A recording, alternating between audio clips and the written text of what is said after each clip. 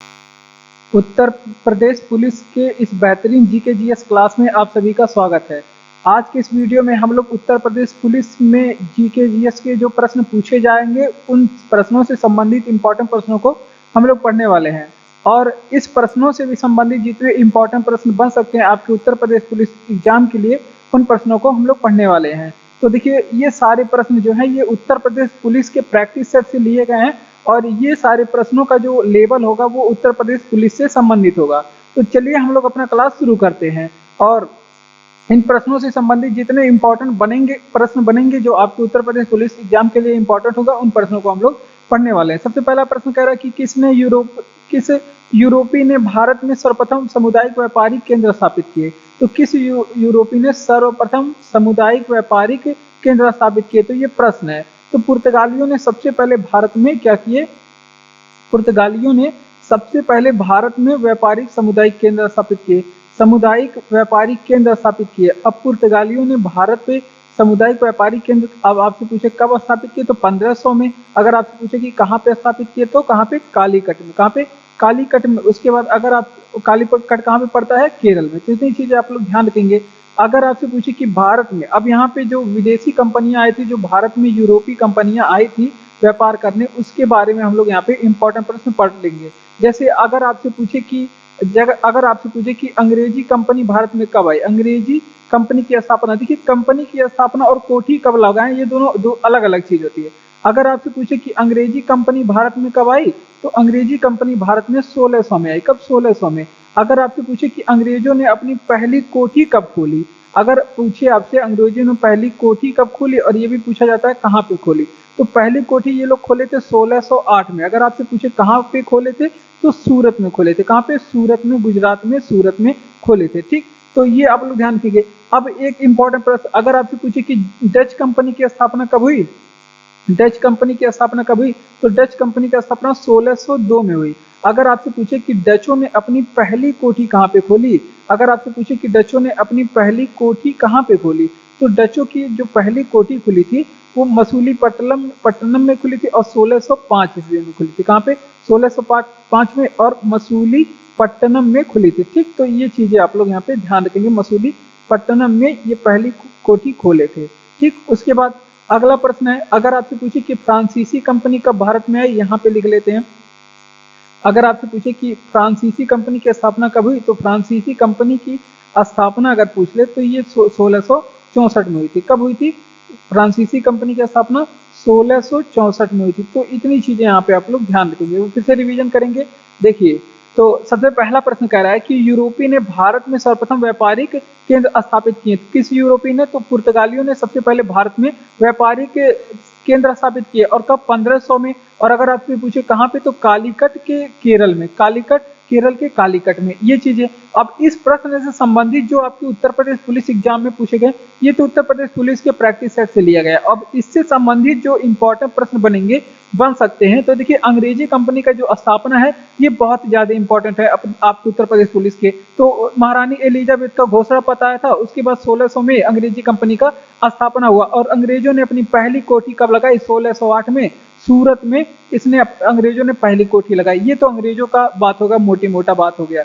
उसके बाद Dutch company के बारे में थोड़ी चीजें देखेंगे। तो डच कंपनी की स्थापना 1602 में हुई थी। अगर आपसे पूछे कि डचों ने अपनी पहली कोठी कब खोली थी, तो 1605 में। और कहाँ पे खोली? तो मसूलीपट्टनम में। ये डचों की बात हो गई। अब फ्रांसीसियों के बारे में देखेंगे, तो इन्होंने अपनी पहली कंपनी की स्थापना कब की थी? तो इन्होंने पहली कंपनी की स्थापना 1664 में। तो ये था कुछ इंपॉर्टेंट प्रश्न जो आपके उत्तर प्रदेश पुलिस के एग्जाम के लिए इंपॉर्टेंट थे।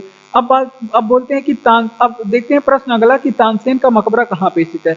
तो तानसेन का मकबरा कहाँ पे? ग्वालियर में स्थित है। कहाँ पे? ग्वालियर में स्थित है। और ग्वालियर कहाँ पे स्थित है? ये मध्य प्रदेश में एक जगह है, वहां पे स्थित है। ठीक, अब इंपॉर्टेंट प्रश्न यहाँ पे देखते हैं जो यहाँ से प्रश्न बनते हैं ग्वालियर से। तो ग्वालियर के बारे में अगर आपसे पूछे कि लक्ष्मीबाई की समाधि कहाँ पे स्थित है, रानी लक्ष्मीबाई के बारे में आप लोग ध्यान पढ़े होंगे। तो रानी लक्ष्मीबाई की समाधि कहाँ पे स्थित है? तो रानी लक्ष्मीबाई की जो समाधि है वो भी आपके ग्वालियर में। कहाँ पे? जो इनकी समाधि स्थल है रानी लक्ष्मीबाई की, वो भी ग्वालियर मध्य प्रदेश में स्थित है। ठीक, तो ये आप लोग ध्यान रखेंगे। अगर आपसे पूछे कि ग्वालियर का किला किसने बनाया था, यहाँ पे एक किला है जिसे ग्वालियर का किला बोलते हैं, तो ग्वालियर का किला आपसे पूछ ले कि किसने बनवाया था, तो राजा मान सिंह ने बनवाया था। किसने? राजा मान सिंह ने ग्वालियर का किला बनवाया था। ठीक, तो ये भी आप लोग ध्यान रखेंगे। अब अगर आपसे पूछे कि तानसेन संगीत समारोह कहाँ पे होता है, तानसेन संगीत समारोह, तानसेन जो संगीत समारोह है ये भी कहाँ पे होता है, ये मध्य प्रदेश के ग्वालियर में होता है। कहाँ पे? ये मध्य प्रदेश के ग्वालियर में होता है। ठीक, तो ये चीजें आप लोग ध्यान रखिए, मध्य प्रदेश के कहाँ पे? ग्वालियर में होता है। ठीक, ये तानसेन संगीत समारोह, और यहाँ पे तानसेन सम्मान भी दिया जाता है जो कि मध्य प्रदेश के द्वारा दिया जाता है। ये भी प्रश्न एग्जाम में पूछा जाता है। अगर आपसे पूछ ले कि घाटी गांव नेशनल पार्क कहाँ पे स्थित है, घाटी गांव राष्ट्रीय उद्यान या फिर घाटी गांव नेशनल पार्क आपसे पूछ ले कहाँ पे स्थित है, तो वो भी कहाँ पे? ग्वालियर मध्य प्रदेश में स्थित है। कहाँ पे? ग्वालियर मध्य प्रदेश में स्थित है। तो इतनी चीजें यहाँ पे आप लोग ध्यान रखेंगे। अब फिर से कि तानसेन का मकबरा कहाँ पे स्थित है, तो ग्वालियर मध्य प्रदेश में स्थित है तानसेन का मकबरा। रानी लक्ष्मीबाई की समाधि कहाँ पे स्थित है, तो ग्वालियर में स्थित है। रानी लक्ष्मीबाई की समाधि ग्वालियर में स्थित है। अब आपसे पूछे कि ग्वालियर का किला किसने बनवाया था, तो राजा मान सिंह ने ग्वालियर का किला बनवाया था। तानसेन संगीत समारोह कहाँ पे मनाया जाता है, तो तानसेन संगीत समारोह जो है वो मध्य प्रदेश के ग्वालियर में मनाया जाता है। घाटी गांव नेशनल पार्क भी कहाँ पे स्थित है, ये ग्वालियर मध्य प्रदेश में स्थित है। तो ये आपके उत्तर प्रदेश पुलिस के एग्जाम से संबंधित जो आपके प्रश्न बनेंगे वहां वो सारे प्रश्न हमने पढ़े। अगला प्रश्न है कि ब्रह्म समाज की स्थापना किसने किया था, मोस्ट इंपॉर्टेंट प्रश्न है उत्तर प्रदेश पुलिस के लिए। अब ब्रह्म समाज की स्थापना आपसे यहाँ पे पूछे तो आप लोग बताएंगे किसने किया था, राजा राम मोहन राय ने। किसने? राजा राम मोहन राय ने ब्रह्म समाज की स्थापना किया। ठीक, तो ये चीजें आप लोग ध्यान रखेंगे, राजा राम मोहन राय ने ब्रह्म समाज की स्थापना किया। अब राजा राम मोहन राय से जो इंपॉर्टेंट प्रश्न, अगर आपसे पूछे कि आत्मीय सभा की स्थापना किसने किया था, आत्मीय सभा की स्थापना किसने किया था, तो आत्मीय सभा की स्थापना भी राजा राम मोहन राय ने किया था। आत्मीय सभा की स्थापना भी किसने किया था, राजा राम मोहन राय ने कब किया था, तो ये 1815 में आत्मीय सभा की स्थापना किए थे। इसके अलावा अगर आपसे पूछे कि यहाँ पे राजा की उपाधि किसने दिया था, राजा राम मोहन राय को राजा की उपाधि किसने दिया था, तो राजा राम मोहन राय को राजा की उपाधि अकबर द्वितीय ने दिया था। किसने? अकबर द्वितीय ने राजा राम मोहन राय को राजा की उपाधि दिया। उसके बाद राजा राम मोहन राय को पूछा जाता इन्हें युगदूत किसने कहा, राजा राम मोहन राय को युगदूत किसने कहा था, तो सुभाष चंद्र बोस ने इन्हें युगदूत कहा। किसने? सुभाष चंद्र बोस ने इन्हें युगदूत कह के संबोधित किया। ये भी आप लोग ध्यान रखेंगे। और राजा राम मोहन राय को ही क्या कहा जाता है, भारतीय पुनर्जागरण के जनक कहा जाता है। राजा राम मोहन राय को क्या कहा जाता है, इन्हें भारतीय पुनर्जागरण का जनक कहा जाता है। क्या? भारतीय पुनर्जागरण के जनक कहा जाता है। ठीक, राजा राम मोहन राय को। उसके बाद इन्होंने दो कॉलेज की स्थापना किया था। कहाँ पे? कलकत्ता में। कलकत्ता में इन्होंने कॉलेज की स्थापना किया था। इन्होंने हिंदू कॉलेज की स्थापना की। किसने? हिंदू कॉलेज की स्थापना की। कहाँ पे? कोलकाता में। उसके बाद इन्होंने वेदांत कॉलेज की भी स्थापना की। कहाँ पे? वेदांत कॉलेज की स्थापना किया और कलकत्ता में किया। ठीक, तो ये भी आप लोग ध्यान रखेंगे।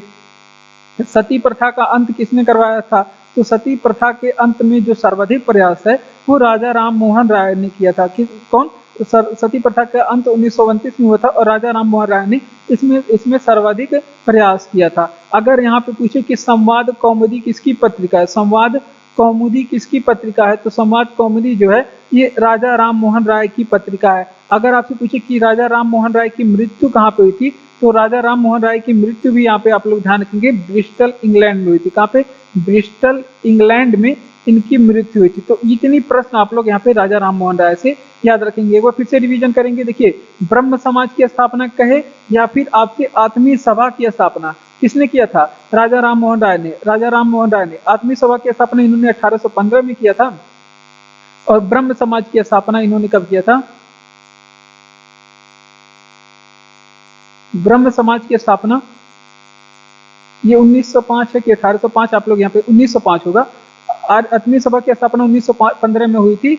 और यहाँ पे देखिए ब्रह्म सती प्रथा का अंत कब हुआ था, तो 1929 में सती प्रथा का जो अंत है ये कब हुआ था, तो 1829 में हुआ था सती प्रथा का अंत 1829 में, और आत्मीय सभा की स्थापना 1815 में। ये सही था, 1815 में। ठीक, तो इतनी चीजें आप लोग यहाँ पे ध्यान रखेंगे।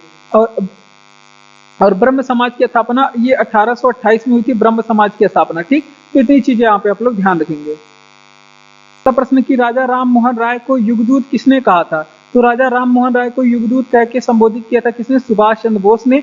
उसके बाद भारतीय पुनर्जागरण के जनक राजा राम मोहन राय को कहा जाता है, भारतीय पुनर्जागरण के जनक। इन्होंने कलकत्ता में 2 कॉलेज की स्थापना किए थे, जिन्हें क्या कहा गया? एक तो हिंदू कॉलेज की स्थापना और वेदांत कॉलेज की स्थापना भी आप लोग ध्यान रखेंगे किसने किया था? राजा राम मोहन राय ने। इन्हें राजा की उपाधि अकबर द्वितीय ने इन्हें राजा राम मोहन की राय की उपाधि। सती प्रथा के अंत में 1829 में हुआ था। सर्वाधिक प्रयास राजा राम मोहन राय ने किया था। ठीक, इनकी मृत्यु जो है वो ब्रिस्टल इंग्लैंड में हुई थी। राजा राम मोहन राय की मृत्यु ब्रिस्टल इंग्लैंड में हुई थी। उसके बाद समाज कौमुदी पत्रिका भी किसकी है? राजा राम मोहन राय की।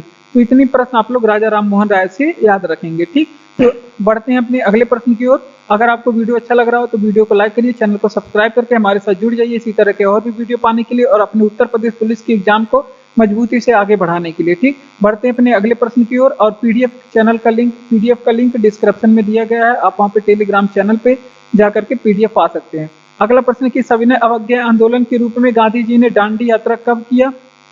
तो सविनय अवज्ञा आंदोलन के रूप में गांधी जी का जो दांडी यात्रा का डेट, आप लोग बहुत ही ज्यादा इंपॉर्टेंट प्रश्न है यहाँ पे आपके उत्तर प्रदेश पुलिस के लिए, बहुत ही ज्यादा इंपॉर्टेंट प्रश्न है। सविनय अवज्ञा आंदोलन जो हो उसकी डेट आप लोग याद रखेंगे 12 मार्च 1930 से लेके के 6 अप्रैल 1930 तक चली थी। 12 मार्च 1930 से 6 अप्रैल 1930 तक चली थी। और ये कहाँ से कहाँ तक की यात्रा थी? तो ये साबरमती आश्रम जो था वहां से लेके दांडी तक चलाया गया था। साबरमती आश्रम से कहाँ तक? दांडी तक ये दांडी यात्रा चलाया गया था। ठीक, ये आप लोग ध्यान रखेंगे। अगर आपसे पूछे कि ये दूरी कितने किलोमीटर की थी, तो ये दूरी जो है वो 385 किलोमीटर की दूरी थी। 385 किलोमीटर की दूरी थी। और अगर आपसे पूछे कि इसे तय करने में कितने दिन का समय लगा था, तो इसे तय करने में 24 दिन का समय लगा था। और इनके साथ गांधी जी के साथ इसमें अनुयायी कितने गए थे? तो 79 अनुयायी इसमें गांधी जी के फॉलोवर इसमें गए थे। ठीक, तो ये भी आप लोग ध्यान रखेंगे। अब बात करते हैं गांधी जी ने सविनय अवज्ञा आंदोलन अगर आपसे पूछे कि क्यों चलाया था, तो गांधी जी ने नमक कानून तोड़ने के लिए सविनय अवज्ञा आंदोलन चलाया था। किसे? नमक कानून तोड़ने के लिए। ठीक, तो ये भी आप लोग ध्यान रखेंगे। नमक कानून तोड़ने के लिए अगर आपसे पूछे कि कौन सा मार्च चलाया था, तो दांडी मार्च यात्रा चलाए थे, सविनय अवज्ञा आंदोलन जिसे बोलते हैं। ठीक, नमक कानून तोड़ने के लिए, ये आप लोग ध्यान रखेंगे।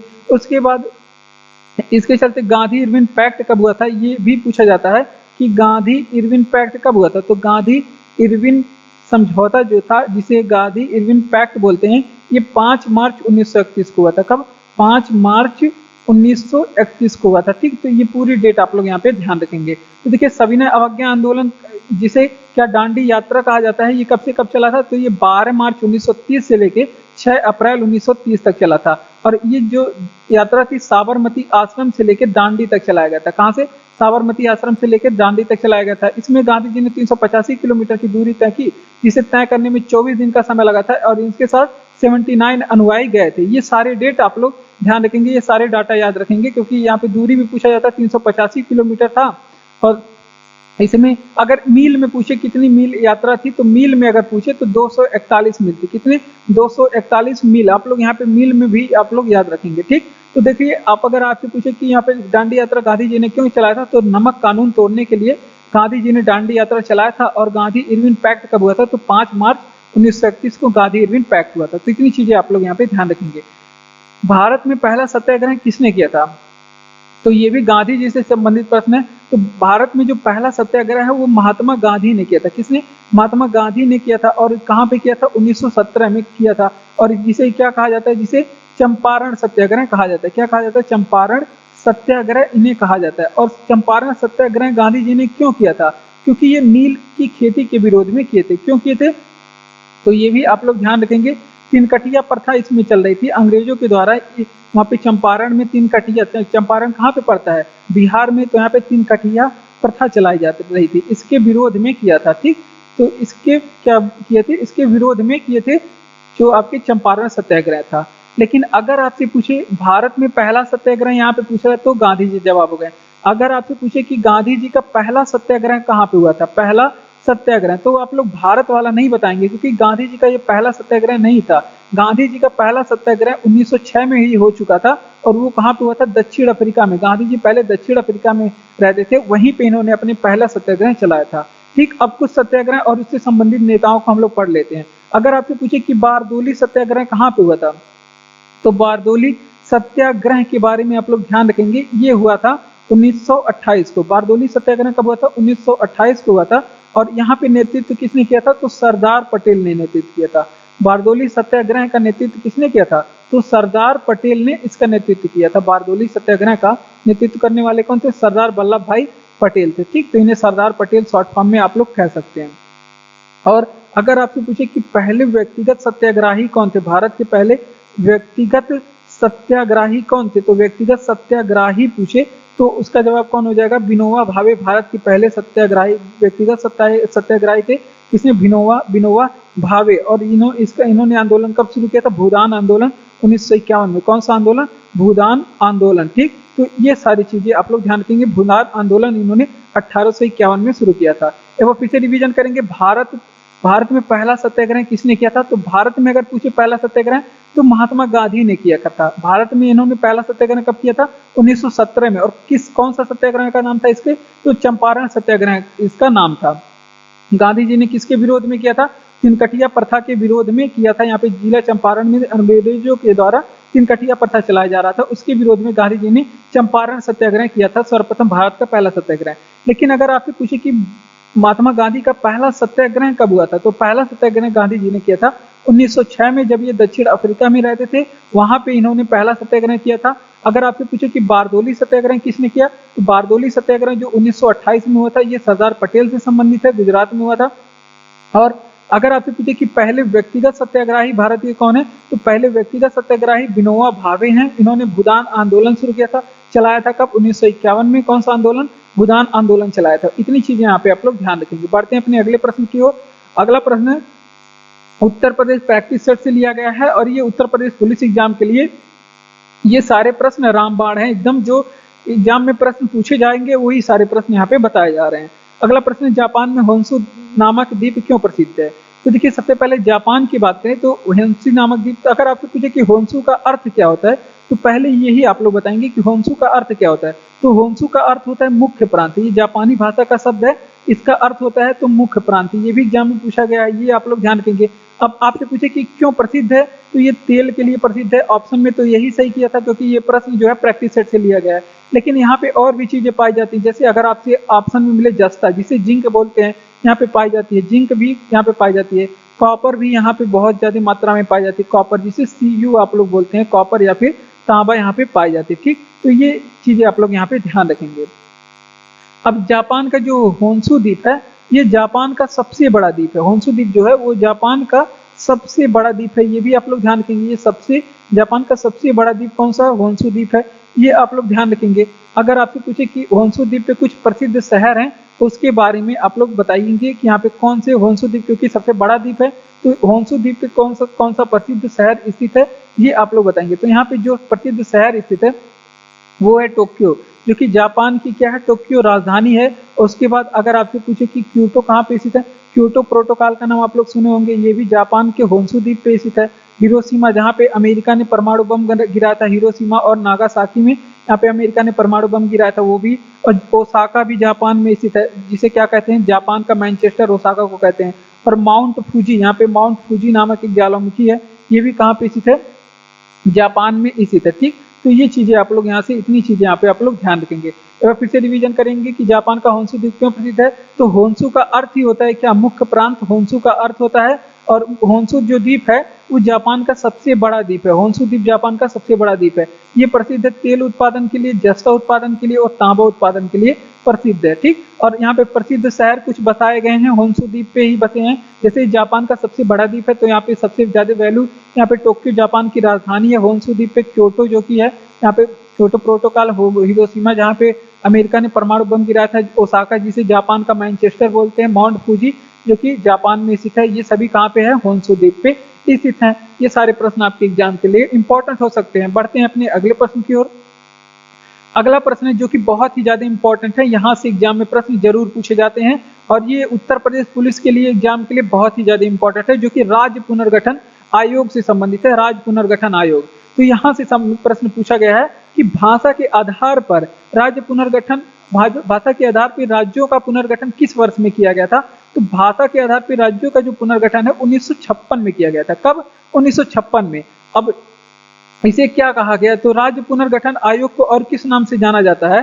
तो इसे फजल अली आयोग भी कहा जाता है। क्या कहा जाता है? इसे फजल अली आयोग भी कहा जाता है। और फजल अली आयोग के बारे में क्या प्रश्न पूछे जाएगा कि इसका गठन कब हुआ था? अगर आपसे पूछे कि इसने रिपोर्ट कब दिया था तो 1956 बताएंगे, लेकिन गठन कब हुआ था? तो इसका गठन 1953 में। जबकि रिपोर्ट पूछे कब किसने प्रस्तुत किया, तो ये रिपोर्ट अपना दिया था 1956 में। अगर आपसे पूछे कि फजल अली आयोग के अध्यक्ष कौन थे, तो जिसके नाम पे फजल अली आयोग इसका पड़ा है, तो इसके अध्यक्ष कौन थे? फजल अली थे। इसके अध्यक्ष कौन थे?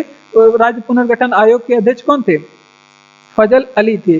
तो ये भी आप लोग ध्यान रखेंगे, ठीक। अगर इसके राज्य पुनर्गठन आयोग के कुछ अन्य सदस्य भी इसमें शामिल थे, तो उनका नाम भी आप लोग ध्यान रखेंगे। इसमें कौन कौन से अन्य सदस्य भी शामिल थे? तो देखिए, इसमें हृदयनाथ कुंजरू भी थे। इसमें हृदयनाथ कुंजरू भी थे। कौन? हृदयनाथ कुंजरू। उसके बाद के.एम. पडिक्कर थे। के.एम. पडिक्कर भी थे। कौन? के.एम. पडिक्कर भी इसमें शामिल थे। तो ये चीजें आप लोग यहाँ पे ध्यान रखेंगे। और इसने अपना रिपोर्ट 1956 में प्रस्तुत किया, और इसके आधार पे, इसकी रिपोर्ट के आधार पे भारत में जो राज्यों की संख्या कितनी निर्धारित की गई, जब इसका रिपोर्ट आया तो इसने 14 राज्य और संघ राज्य बनाने और 6 संघ शासित प्रदेश बनाने के लिए बात किया। 14 राज्य और 6 केंद्र शासित प्रदेश बनाने की बात की थी। तो ये प्रश्न था फजल अली आयोग से, जो इंपॉर्टेंट प्रश्न है, ये पूछा जाता है। भाषा के आधार पर राज्यों का पुनर्गठन किस वर्ष में किया गया? तो 1956 में किया गया। और इस जो आयोग है, इसे क्या कहा जाता था? फजल अली आयोग कहा जाता है, क्योंकि इसका जो अध्यक्ष थे फजल अली थे। इसके अध्यक्ष इन्हीं के नाम पे इसे फजल अली आयोग कहा जाता है। इसने अपनी रिपोर्ट कब प्रस्तुत की? 1956 में। और इसका गठन जब कब हुआ था? 1953 में इसका गठन हुआ था फजल अली आयोग का। अन्य सदस्य इसके कौन थे? हृदयनाथ कुंजरू इसके अन्य सदस्य थे, और के.एम. पडिक्कर भी इसके अन्य सदस्य थे। तो इतनी चीजें आप लोग ध्यान रखेंगे। इसकी रिपोर्ट में बताया गया कि भारत में 14 राज्य और 6 केंद्र शासित प्रदेश बनाए जाए। अगला प्रश्न है कि स्थानीय स्वशासन का पिता किसे कहा जाता है? तो लॉर्ड रिपन को कहा जाता है स्थानीय स्वशासन का पिता। किसको? लॉर्ड रिपन को स्थानीय स्वशासन का पिता कहा जाता है। और स्थानीय स्वशासन ये भारत में कब शुरू हुआ? तो ये भी आप लोग ध्यान रखेंगे। ये आपसे पूछे कि भारत में कब शुरू हुआ था, तो ये 1882 में शुरू हुआ। कब? 1882 में। अब रिपन के द्वारा कुछ और कार्य किए गए भारत में, वो आप लोग बताएंगे। तो इनके समय में ही वर्नाकुलर प्रेस एक्ट आया था, जो कि संबंधित था किससे? प्रेस से, या फिर पत्रिकाओं से संबंधित था। तो वर्नाकुलर जो प्रेस एक्ट था, इसमें समाप्ति हुई थी। वर्नाकुलर जो प्रेस एक्ट था, वो रिपन के समय में क्या हुई थी? समाप्त हुई थी। अब कब समाप्त हुई थी? 1882 में। अगर आपसे पूछे कि रिपन के समय में ही नियमित जनगणना की शुरुआत हुई। किसकी शुरुआत? नियमित जनगणना की शुरुआत हुई। आगे हम लोग जनगणना के बारे में प्रश्न पढ़ेंगे। तो 1881 में नियमित जनगणना की शुरुआत हुई थी भारत में, और रिपन के समय में हुई थी, ठीक। और इसके समय में ही, लॉर्ड रिपन के समय ही स्कूली शिक्षा हेतु हंटर कमीशन की नियुक्ति की गई थी। क्या की गई थी? इसके काल में ही स्कूली शिक्षा के लिए क्या किया गया था? हंटर कमेटी की, स्कूली शिक्षा के लिए हंटर कमीशन की नियुक्ति की गई थी, ठीक। तो ये चीजें आप लोग ध्यान रखेंगे। स्कूली शिक्षा के लिए हंटर कमीशन की नियुक्ति की गई थी। इतनी चीजें यहाँ पे आप लोग ध्यान रखेंगे। लॉर्ड रिपन के समय में जो घटनाएं हुई थी मुख्य, वो हमने आपको बताया। तो देखिए, जो आपके एग्जाम के लिए स्थानीय स्वशासन का पिता लॉर्ड रिपन को कहा जाता है, बहुत ही ज्यादा इंपॉर्टेंट है। 1882 में स्थानीय स्वशासन की शुरुआत हुई थी। अब रिपन से संबंधित प्रश्न पढ़ेंगे, जो एग्जाम में पूछे जाएंगे। उत्तर प्रदेश पुलिस एग्जाम के जीके जीएस के दृष्टि से बहुत ही ज्यादा इंपॉर्टेंट होगा। वर्नाकुलर प्रेस एक्ट समाप्त कब हुआ? तो ये भी आपके रिपन के समय 1882 में। नियमित जनगणना की शुरुआत कब हुई थी? 1881 में। मोस्ट इंपॉर्टेंट प्रश्न है, रिपन के समय में शुरू हुई थी। स्कूली शिक्षा के लिए एक कमीशन की नियुक्ति की गई, जिसे क्या कहा गया? Hunter commission. इसकी नियुक्ति कब की गई? 1882 में की गई थी, और रिपन के समय में ये भी घटना हुई थी। तो ये सारी चीजें रिपन से संबंधित है और बहुत ही ज्यादा इंपॉर्टेंट, ठीक। तो ये सारी चीजें आप लोग ध्यान रखेंगे। किसने सबसे पहले 1935 में संविधान सभा की मांग की थी? ये भी इंपॉर्टेंट प्रश्न है, यहाँ से भी प्रश्न पूछा जाता है।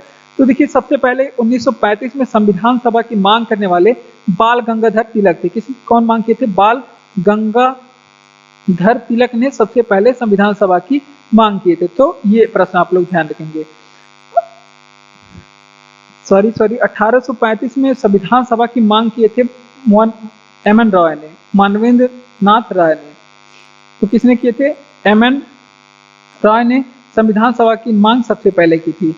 उसके बाद सर्वप्रथम अगर आपसे पूछ ले कि मांग कब की थी, सर्वप्रथम संविधान की मांग किसने की थी? तो सर्वप्रथम संविधान सभा की मांग करने वाले कौन थे? बाल गंगाधर तिलक थे। कौन थे? बाल गंगाधर तिलक थे। और बाल गंगाधर तिलक ने ये संविधान सभा की मांग 1895 में किया था। और किस विधेयक के द्वारा ये पूछा जाता है? तो स्वराज विधेयक के द्वारा इन्होंने मांग किया था। किसके द्वारा? स्वराज विधेयक के द्वारा इन्होंने मांग किया था। तो ये बाल गंगाधर तिलक से संबंधित था। अगर आपसे पूछे कि कांग्रेस ने संविधान सभा की मांग कब की थी, कांग्रेस ने संविधान सभा की मांग कब प्रस्तुत की? तो कांग्रेस ने 1935 में संविधान सभा की मांग की थी। और संविधान सभा का अगर आपसे पूछे कि पहला सत्र का आयोजन कब हुआ था, तो संविधान सभा का पहला सत्र का जो आयोजन है वो 9 दिसंबर, संविधान सभा की पहली बैठक 9 दिसंबर 1946 को हुई थी। और इसमें अस्थायी अध्यक्ष किसे बनाया गया था? तो ये भी पूछा जाता है कि इसमें अस्थायी अध्यक्ष संविधान सभा का किसे बनाया गया था? तो डॉक्टर सच्चिदानंद सिन्हा को बनाया गया था। किसे? सच्चिदानंद सिन्हा को बनाया गया था। ठीक, तो ये चीजें आप लोग ध्यान रखेंगे। सच्चिदानंद सिन्हा इसमें अस्थायी अध्यक्ष बने थे। ठीक, तो ये प्रश्न आप लोग यहाँ पे ध्यान रखेंगे। तो फिर से किसने सबसे पहले 1935 में संविधान सभा की मांग की थी? तो एम.एन. राय ने सबसे पहले 1935 में संविधान सभा की मांग की थी। अब सर्वप्रथम संविधान सभा की मांग किसने की थी? तो बाल गंगाधर तिलक ने। किसने? बाल गंगाधर तिलक ने। जब पूछे 1935 में संविधान सभा की मांग की थी तो एम.एन. राय ने। लेकिन सबसे पहले संविधान सभा की मांग 1895 में है। ये 1895 में सबसे पहले मांग की थी स्वराज विधेयक के द्वारा बाल गंगाधर तिलक ने। और कांग्रेस ने संविधान सभा की मांग की थी 1935 में। और अगर आपसे पूछे कि संविधान सभा का पहला सत्र का आयोजन कब हुआ था, तो 9 दिसंबर 1946 को। इसमें अस्थायी अध्यक्ष बनाए गए थे डॉक्टर सच्चिदानंद सिन्हा को, क्योंकि ये संविधान सभा में सबसे बुजुर्ग व्यक्ति थे। इसी वजह से इनके सम्मान में सबसे पहले इन्हें संविधान सभा का अध्यक्ष चुना गया था। अगला प्रश्न है हमारा जो बहुत ही ज्यादा इंपॉर्टेंट प्रश्न होगा। कह रहा है कि प्रत्येक वर्ष कितने क्षेत्र में नोबेल पुरस्कार दिए जाते हैं? नोबेल पुरस्कार प्राइज से प्रश्न पूछे जाते हैं। तो प्रत्येक वर्ष 6 क्षेत्र में नोबेल पुरस्कार दिए जाते हैं। क्षेत्र अभी लिखेंगे। सबसे पहले आप लोग बताएंगे कि किसके याद में नोबेल पुरस्कार दिया जाता है। तो ये आप लोग ध्यान रखेंगे, अल्फ्रेड नोबेल के याद में नोबेल पुरस्कार दिया जाता है। अल्फ्रेड नोबेल के याद में नोबेल पुरस्कार दिया जाता है। इन्होंने क्या किया था? डायनामाइट की खोज की थी। इन्होंने क्या किया था? डायनामाइट की। अल्फ्रेड नोबेल ने किस चीज की खोज की थी? तो इन्होंने डायनामाइट की खोज की थी। ठीक, तो ये चीज आप लोग ध्यान रखेंगे। इन्होंने क्या किया था? डायनामाइट की खोज किया था। और नोबेल पुरस्कार की अगर आपसे पूछे कि शुरुआत कब हुई थी, तो नोबेल पुरस्कार की जो शुरुआत है 1901 में हुई थी। अगर आपसे पूछे कि कितने क्षेत्र में दिया जाता है, हमने बताया 6 क्षेत्र में दिया जाता है। कौन कौन से क्षेत्र हैं? तो ये आप लोग ध्यान रखेंगे। सबसे पहले चिकित्सा के क्षेत्र में दिया जाता है, चिकित्सा के क्षेत्र में दिया जाता है। रसायन के क्षेत्र में दिया जाता है। उसके बाद भौतिकी के क्षेत्र में दिया जाता है। किस क्षेत्र में? भौतिकी के क्षेत्र में दिया जाता है। उसके बाद आप लोग ध्यान रखेंगे उसके बाद शांति के क्षेत्र में दिया जाता है। किस क्षेत्र में? शांति के क्षेत्र में दिया जाता है। उसके बाद भौतिकी, चिकित्सा, रसायन, शांति, अर्थशास्त्र के क्षेत्र में दिया जाता है। अर्थशास्त्र वाला भी बाद में लिखेंगे। उससे पहले आप लोग लिखेंगे कि साहित्य के क्षेत्र में दिया जाता है। किस क्षेत्र में? साहित्य के क्षेत्र में भी दिया जाता है। उसके बाद अर्थशास्त्र के क्षेत्र में दिया जाता है। अर्थशास्त्र के क्षेत्र में दिया जाता है। और सबसे लास्ट में जो शुरुआत हुई थी अर्थशास्त्र के क्षेत्र में दिया जाना 1969 से इसकी शुरुआत हुई थी। अर्थशास्त्र क्षेत्र में दिए जाने की नोबेल पुरस्कार की शुरुआत इस तरह से 6 क्षेत्रों में दिया जाता है। एक बार फिर से इसका रिवीजन करेंगे। प्रत्येक वर्ष कितने क्षेत्र में नोबेल पुरस्कार दिया जाता है? तो 6 क्षेत्रों में नोबेल पुरस्कार दिया जाता है। और किस किस क्षेत्र में? जैसे चिकित्सा क्षेत्र हो गया आपका, शांति के क्षेत्र में नोबेल पुरस्कार दिया जाता है। शांति के क्षेत्र में नॉर्वे की राजधानी ओस्लो से। उसके बाद रसायन से दिया जाता है। साहित्य में दिया जाता है। भौतिकी में दिया जाता है। और अर्थशास्त्र के क्षेत्र में दिया जाता है। 1969 को अर्थशास्त्र में दिए जाने की शुरुआत हुई थी। अगर आपसे पूछे कि नोबेल पुरस्कार किसके याद में दिया जाता है?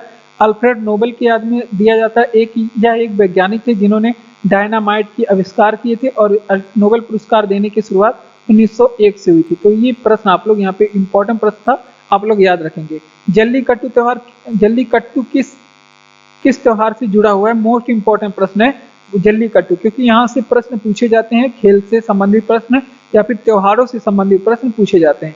तो देखिए जल्लीकट्टू एक प्रकार का खेल है जो कि किस में मनाया जाता है, ये पोंगल में मनाया जाता है, पोंगल त्योहार में मनाया जाता है। और पोंगल त्योहार कहाँ पे मनाया जाता है, ये तमिलनाडु में मनाया जाता है। इसमें क्या होता है कि एक सांड रहता है, उसके सींग में एक सिक्कों से भरी मतलब छोटी सी पोटली बांध दी जाती है, और जो इस झोली को खोल लेता है अपना साहस दिखाते हुए, मतलब सांड के सामने अपना साहस दिखाते हुए उस पोटली को खोल लेता है, वो विजेता इसमें माना जाता है।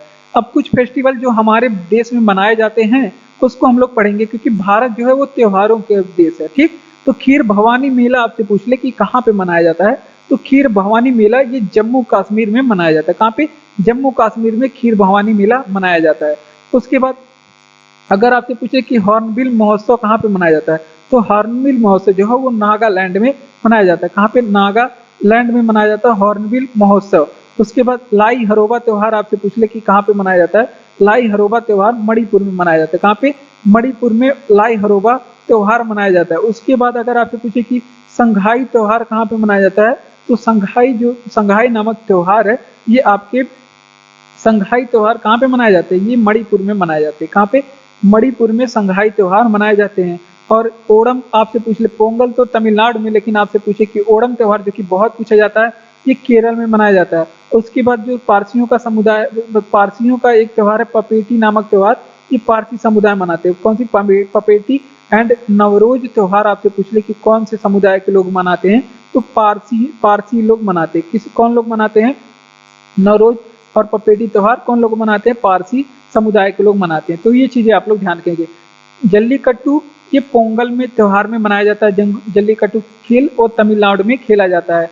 हॉर्नबिल महोत्सव नागालैंड में मनाया जाता है, हॉर्नबिल महोत्सव। उसके बाद मनाया जाता है लाई हरोबा, ये मणिपुर का त्योहार है। उसके बाद संघाई त्योहार भी कहाँ का है, मणिपुर का है संघाई त्योहार, ठीक। ये दोनों फेस्टिवल मणिपुर के हैं। उसके बाद पपेटी और नवरोज नामक त्योहार ये कहाँ पे मनाए जाते हैं, पारसी समुदाय से संबंधित है।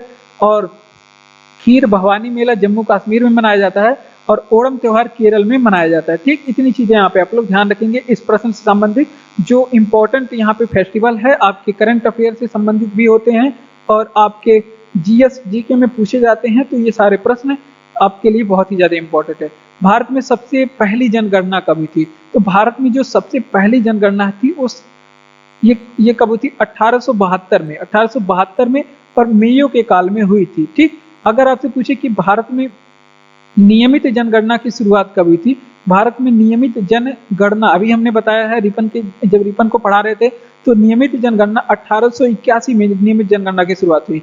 अब वो किसके समय है, तो लॉर्ड रिपन के समय में। ये भी पूछा जाता है किसके समय में शुरुआत हुई थी, तो मेयो के समय में 1872 में भारत में सबसे पहली जनगणना हुई थी। और जो नियमित जनगणना है, मतलब एक कंटिन्यूटी के साथ जनगणना मनाने की शुरुआत है, 1881 में हुई थी।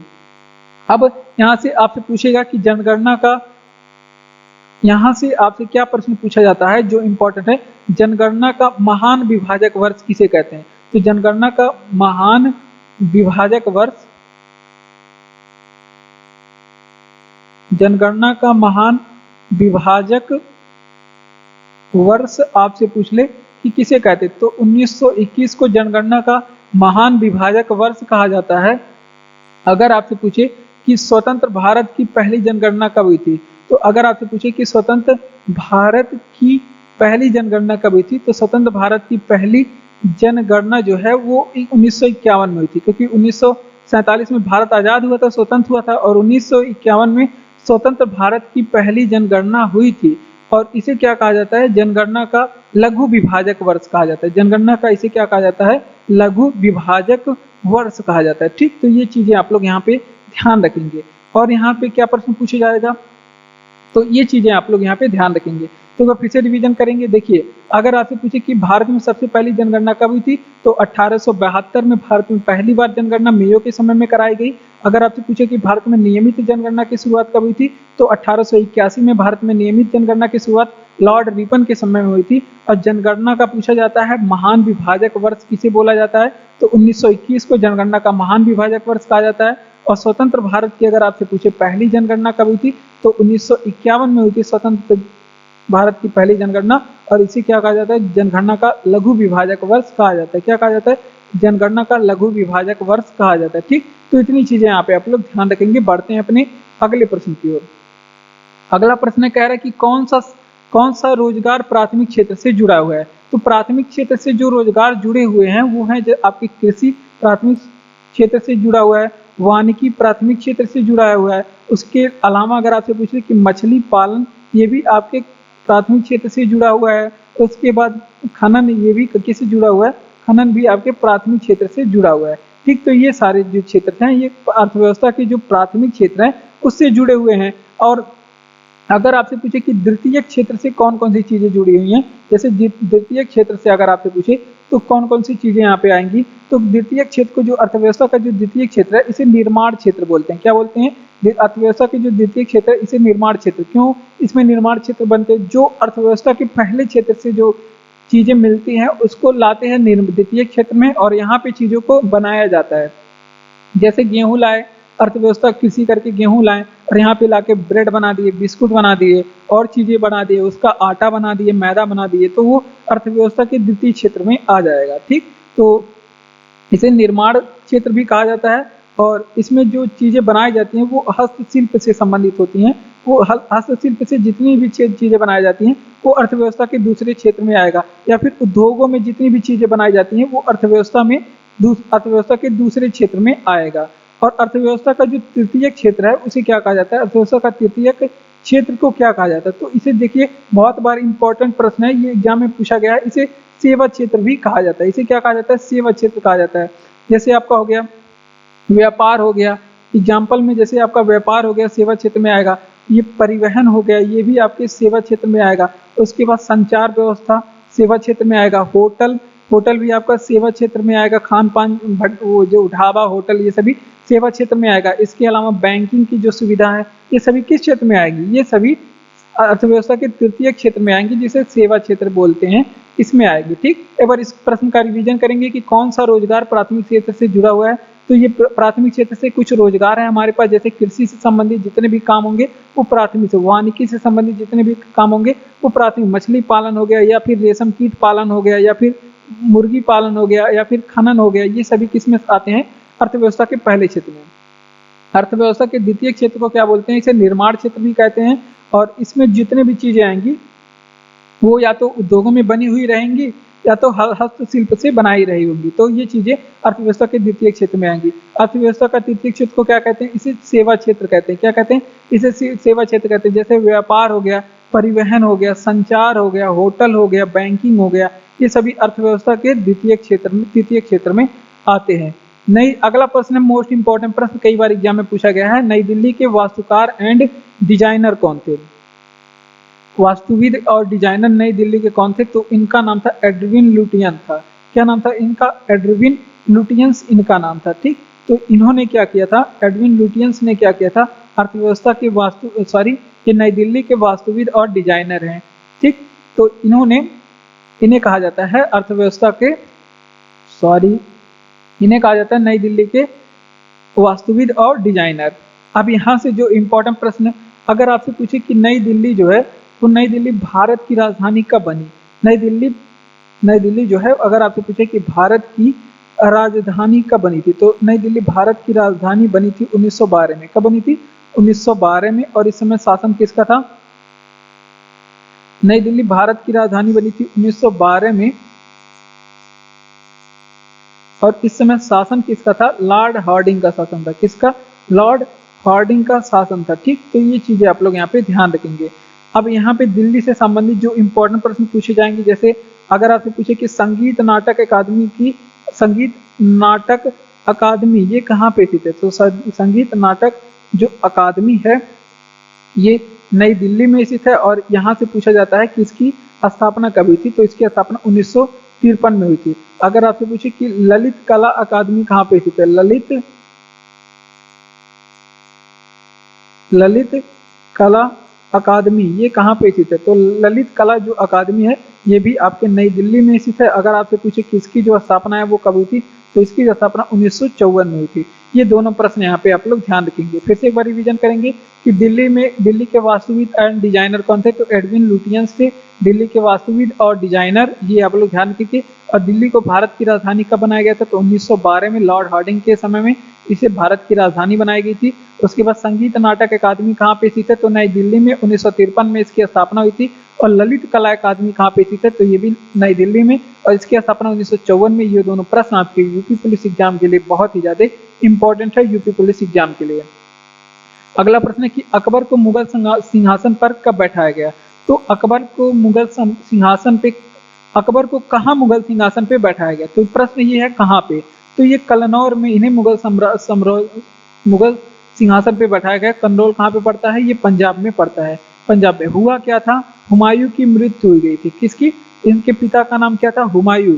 हुमायूं की मृत्यु कब हुई थी, तो 1556 में हुमायूं की मृत्यु हुई थी। कब, 1556 में हुमायूं की मृत्यु हुई थी।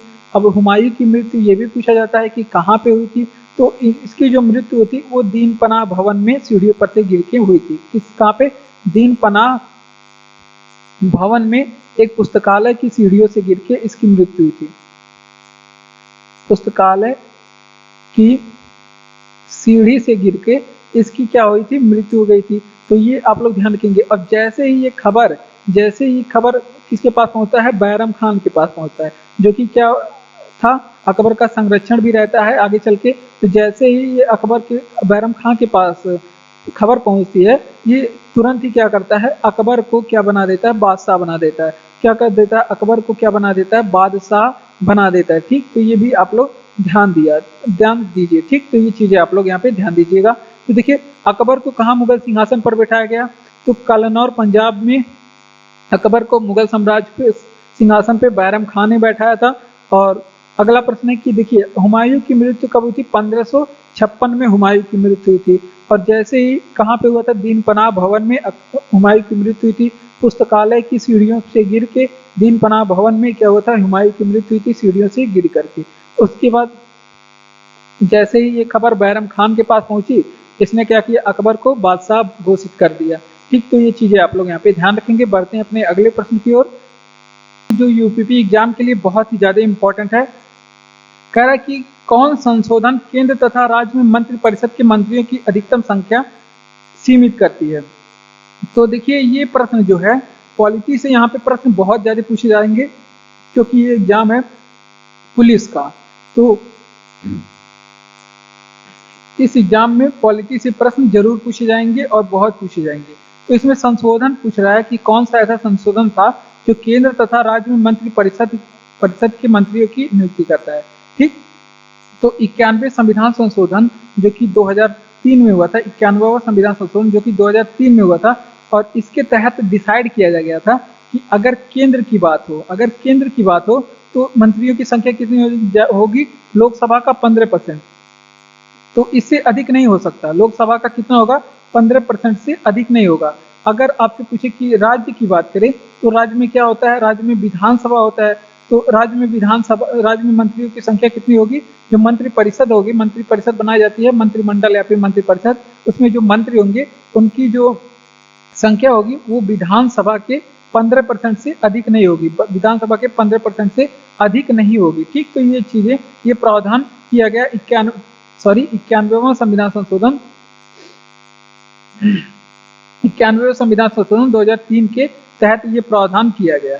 ठीक, अब कुछ संविधान संशोधन, जैसे अगर आपसे पूछे कि 42वां संविधान संशोधन कब हुआ था, तो ये हुआ था 1976 में। बहुत ही ज्यादा इंपॉर्टेंट है क्योंकि संविधान संशोधन, इसे लघु संविधान भी कहा जाता है। इसके तहत संविधान में बहुत सारी चीजें जोड़ी गई। तो इसके तहत ही प्रस्तावना में संविधान संशोधन हुआ, इसके तहत ही प्रस्तावना में संशोधन हुआ था, इसी के तहत ही प्रस्तावना में संशोधन हुआ था। और इसके तहत 3 शब्द जोड़े गए थे, समाजवाद, धर्मनिरपेक्ष और अखंडता। इसके तहत ही शिक्षा को राज्य सूची से निकाल करके समवर्ती सूची में मिलाया गया। इसको शिक्षा पहले किस सूची का विषय था, राज्य सूची का विषय था, और इसे निकाल करके किस विषय में, सूची के विषय में बनाया गया, तो इसे निकाल करके समवर्ती सूची में रखा गया। शिक्षा को इसे निकाल करके समवर्ती सूची में रखा गया इस 42वें संविधान संशोधन 1976 के तहत। और इसके तहत ही संविधान में मौलिक कर्तव्य को जोड़ा गया। संविधान में कौन से जोड़ा गया, मौलिक कर्तव्य को जोड़ा गया। मूल संविधान में मौलिक कर्तव्य नहीं थे और इसी संविधान संशोधन के द्वारा ही संविधान में मौलिक कर्तव्य जोड़ा गया। तो ये चीजें आप लोग यहाँ पे ध्यान रखेंगे। वह फिर से डिवीजन करेंगे कि कौन संविधान संशोधन राज्य में मंत्रिपरिषद के मंत्रियों की अधिकतम संख्या सीमित करती है। तो 91वां संविधान संशोधन जो कि 2003 में हुआ था, इसके तहत क्या किया गया, इसके तहत ये व्यवस्था बनाई गई कि केंद्र की अगर मंत्रिपरिषद की बात करें तो लोकसभा का 15% से वो अधिक नहीं हो सकता, और राज्य की जो अगर मंत्रिपरिषद की बात करें तो वो विधानसभा का एक 15% से अधिक नहीं हो सकता। तो ये प्रावधान 91वां संविधान संशोधन 2003 के तहत बनाया गया। और कुछ संविधान संशोधन हम लोग अपने पास से पढ़ेंगे, जैसे 42वां संविधान संशोधन 1976, जिसे लघु संविधान भी बोलते हैं। इसके तहत प्रस्तावना में संशोधन किया गया और इसमें 3 शब्द जोड़े गए प्रस्तावना में, समाजवाद, अखंडता और धर्मनिरपेक्ष। इसके तहत शिक्षा को क्या किया गया, शिक्षा को राज्य सूची से निकाल करके समवर्ती सूची में मिलाया गया। और इसके तहत संविधान में मौलिक कर्तव्य नहीं थे, जिसे फंडामेंटल ड्यूटी कहते हैं। इसके तहत फंडामेंटल ड्यूटी की व्यवस्था हमारे संविधान में की गई।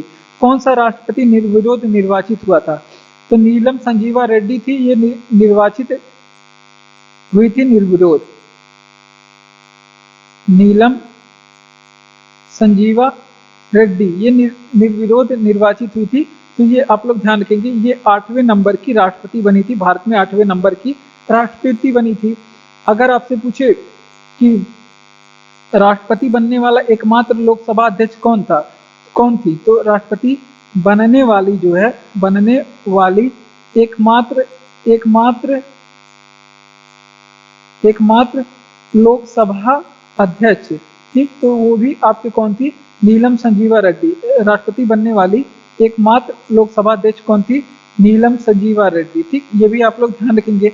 अब यहाँ पे एक प्रश्न आप लोग ध्यान रखेंगे कि सबसे कम उम्र के राष्ट्रपति जो थे, सबसे कम उम्र के राष्ट्रपति जो पहले थे वो होते आपके नीलम संजीवा रेड्डी। कौन थे, नीलम संजीवा रेड्डी, ये सबसे कम उम्र के राष्ट्रपति थे।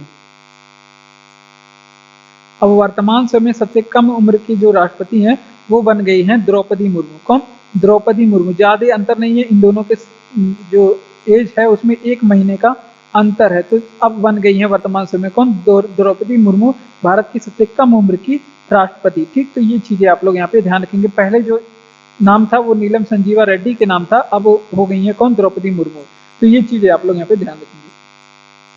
कौन सा राष्ट्रपति निर्विरोध निर्वाचित हुआ था, तो नीलम संजीवा रेड्डी जो कि भारत की 8वीं राष्ट्रपति थे, ये बनी थी निर्विरोध। राष्ट्रपति बनने वाली एकमात्र लोकसभा अध्यक्ष कौन थी, वो नीलम संजीवा रेड्डी थी। राष्ट्रपति बनने वाली एकमात्र लोकसभा अध्यक्ष कौन थी, नीलम संजीवा रेड्डी थी। ये आप लोग ध्यान रखेंगे। सबसे कम उम्र की पहले राष्ट्रपति थी नीलम संजीवा रेड्डी, लेकिन अब हो गई है कौन, द्रौपदी मुर्मू। ये भारत की सबसे कम उम्र की राष्ट्रपति हो गई है, ठीक। और ये भारत की पहली दलित महिला राष्ट्रपति भी हैं, ये भी आप लोग ध्यान रखेंगे। रेडियो तरंगों का वेग कितना होता है, तो रेडियो तरंगों का जो वेग होता है 3 × 10⁸ मीटर प्रति सेकंड होता है। कितना होता है, 3 × 10⁸ मीटर प्रति सेकंड होता है। तो ये आप कहेंगे कि ये तो प्रकाश की चाल है, तो हाँ, ये लगभग प्रकाश की चाल के बराबर होता है। रेडियो तरंगों की जो गति होती है लगभग प्रकाश की चाल के बराबर होता है, ठीक। तो ये भी आप लोग ध्यान रखेंगे, ये लगभग प्रकाश की चाल के बराबर होता है। अब रेडियो तरंगों के बारे में बात करते हैं। यहाँ पे रेडियो तरंगों को हम लोग बॉक्स में करेंगे।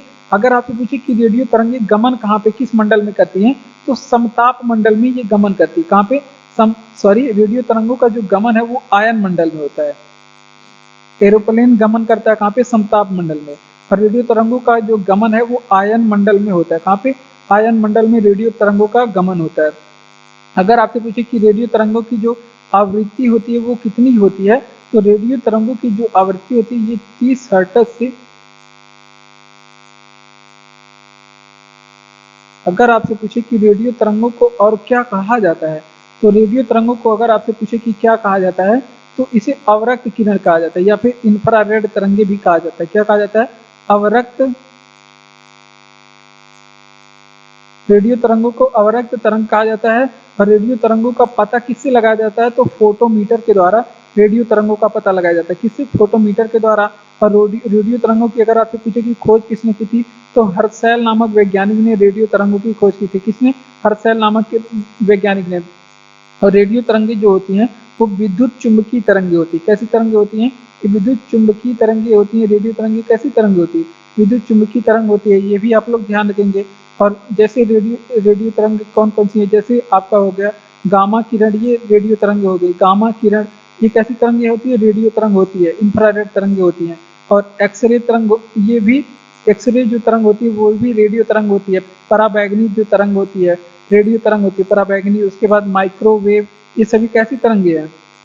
माइक्रोवेव, ये सभी रेडियो तरंगे होती हैं। ठीक, तो वो फिर से रिवीजन करेंगे। रेडियो तरंगों का वेग कितना होता है? 3 × 10⁸ मीटर प्रति सेकंड होता है, और लगभग प्रकाश की चाल के बराबर इसका चाल होता है, लगभग प्रकाश की चाल के बराबर। और रेडियो तरंगे गमन कहाँ पे करती हैं? रेडियो तरंगे गमन आयन मंडल में करती है। कहाँ पे? आयन मंडल में रेडियो तरंगे गमन करती हैं।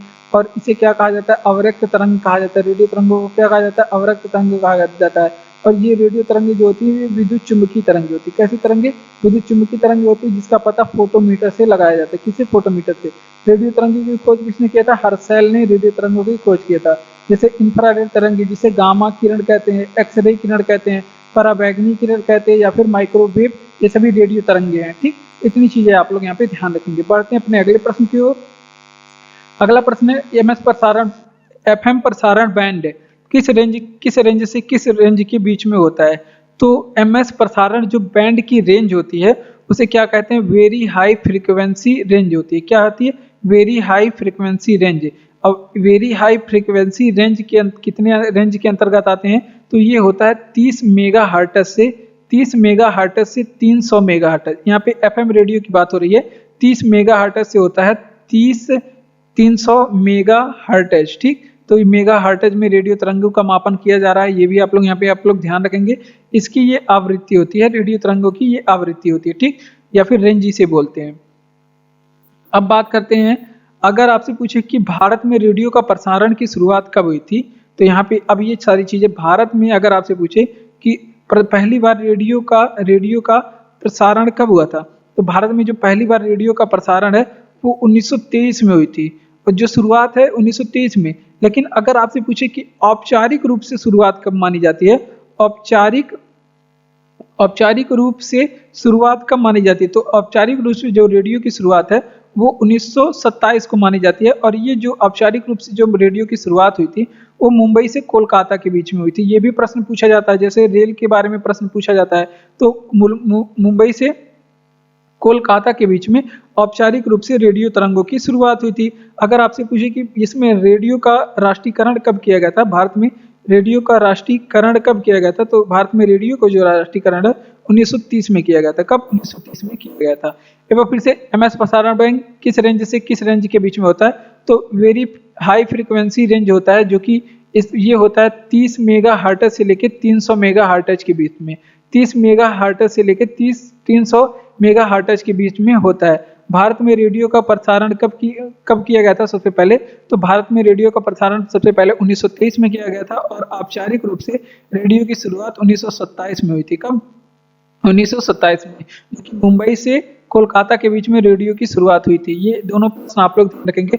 अगर आपसे पूछे कि भारत में रेडियो का प्रसारण कब हुआ था, तो 1923 में। लेकिन आपसे पूछे कि औपचारिक रूप से शुरुआत कब हुई थी, 1927 में। और रेडियो का राष्ट्रीयकरण कब हुआ था भारत में, तो 1930 में इसका राष्ट्रीयकरण कर दिया गया था। बहुत ही ज्यादा इंपॉर्टेंट रेडियो से संबंधित जो कि पूछे जाएंगे एग्जाम में।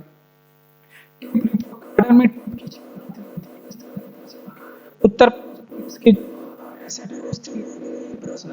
तो टेप रिकॉर्डर में जो टेप की चौड़ाई होती है 7.76 सेंटीमीटर प्रति सेकंड होती है। 7.76 सेंटीमीटर प्रति सेकंड होती है। यहाँ पे इम्पोर्टेंट से टेप रिकॉर्डर से आपसे पूछे कि टेप रिकॉर्डर का आविष्कार किसने किया था, फिर खोज किसने किया था, तो टेप रिकॉर्डर का आविष्कार 1899 में टेप रिकॉर्डर को बनाया था। किसी 1899 में। अगर आपसे पूछे कि वीडियो टेप का आविष्कार किसने किया था, वीडियो टेप का आविष्कार किसने किया था, तो वीडियो टेप के आविष्कार का नाम गिन्सबर्ग है। कौन? गिन्सबर्ग है वीडियो टेप के आविष्कार करने वाले। अगर आपसे पूछे कि टेप राइटर का आविष्कार किसने किया था, ये भी आप ध्यान रखेंगे क्योंकि ये भी एग्जाम में प्रश्न पूछा गया है। तो टेप राइटर के आविष्कार करने वाले क्रिस्टोफर है। कौन? टेप राइटर के आविष्कार करने वाले क्रिस्टोफर है। ये चीजें आप लोग ध्यान रखेंगे।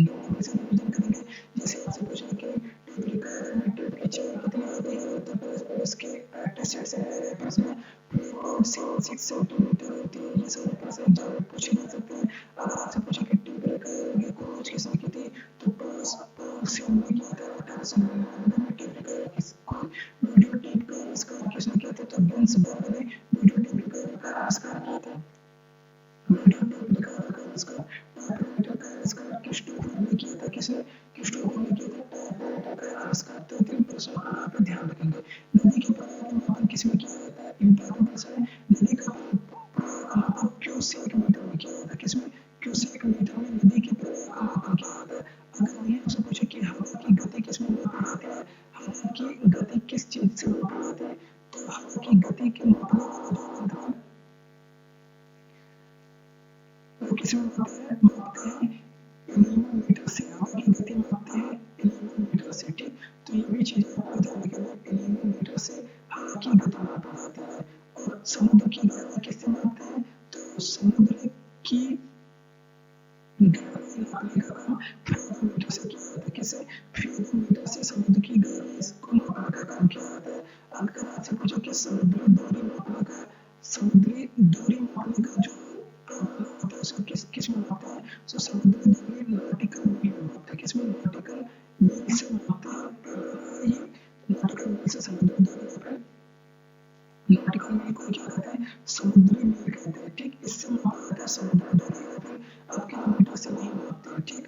अगर आपसे पूछे कि भूकंप की तीव्रता किससे मापते हैं, भूकंप की तीव्रता किससे मापी जाती है, तो भूकंप की तीव्रता जो है वो दो रिएक्टर स्केल का आप ध्यान रखेंगे, तो आप जानते होंगे, और एक मर्क्यूरी स्केल का, मर्क्यूरी स्केल का भी आप ध्यान रखेंगे। दोनों से भूकंप की तीव्रता मापी जाती है, क्योंकि एग्जाम में इसके ऑप्शन में दिया है, ठीक। तो ये आप ध्यान रखेंगे। नदियों का प्रवाह का मापन किससे होता है, तो क्यूसेक मीटर से नदियों का प्रवाह का मापन होता है। ये आप ध्यान रखेंगे।